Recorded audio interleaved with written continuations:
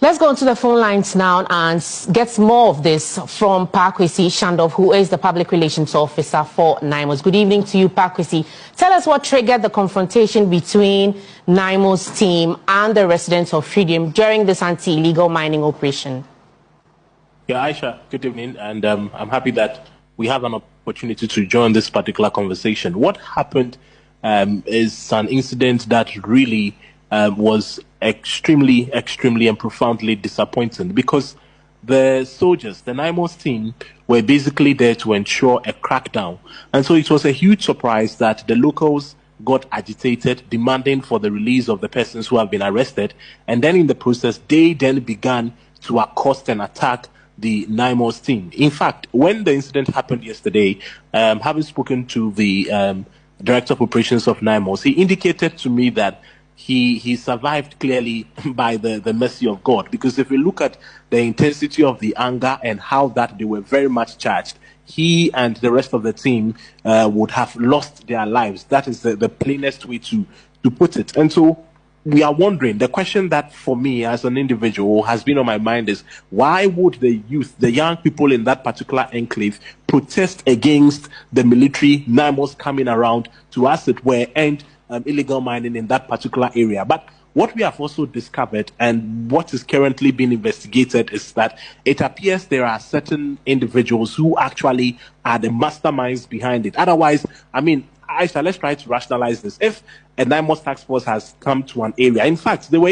was not even their primary destination. They were on their way back to Accra, and then they saw the mining happening along the road. Then they decided to stop, intercept the process, and then end it. Why should this be a cause of agitation? What we are learning, although inconclusive, is that apparently there are certain kingpins who are sponsoring this, and so investigations have commenced accordingly, and in due time we'll be able to identify the persons who actually instigated and facilitated this very risky and fatal development.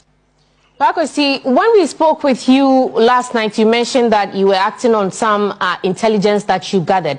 But did you not anticipate this kind of response?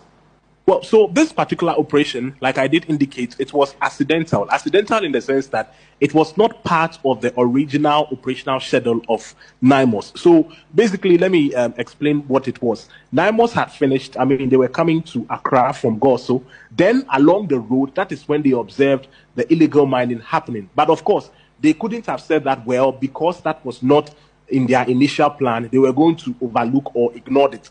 And so it isn't something that was anticipated at all. They were just returning to Accra. They saw the event happening along the road. Therefore, they decided to arrest the illegal miners. And that is how come we are here with the NIMOS Director of Operations almost losing his life. You should have heard him, or the rest of the team, narrate the incident. It was bloody, and it could have been a different story altogether. But like I indicated, the ministry takes the issue very seriously. The Sector Minister, Emmanuel Amakofi-Boa, has been adequately briefed, and investigations will commence accordingly.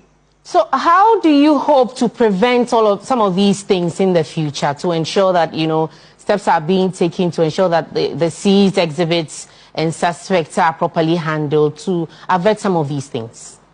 Aisha, clearly, from what happened yesterday, the briefing that I received from the Director of Operations of NIMOS, it is abundantly clear that if we are going to deal with illegal mining and do away with some of these developments, the locals must be sensitized, number one, and especially not just the locals by way of the residents, but the local authorities must also up their game.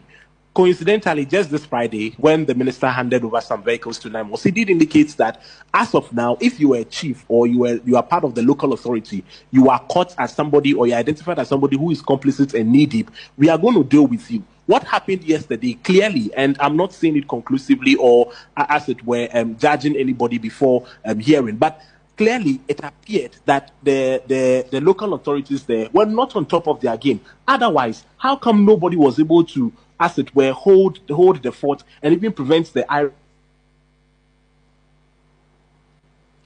We seem to have lost Pakwesi there, but he has made all of the points clear there. Pakwesi Shandov is the public relations officer of the National Anti-Illegal Mining Operations Secretariat, NIMOS. Let's all stay on the camp of the military, because tonight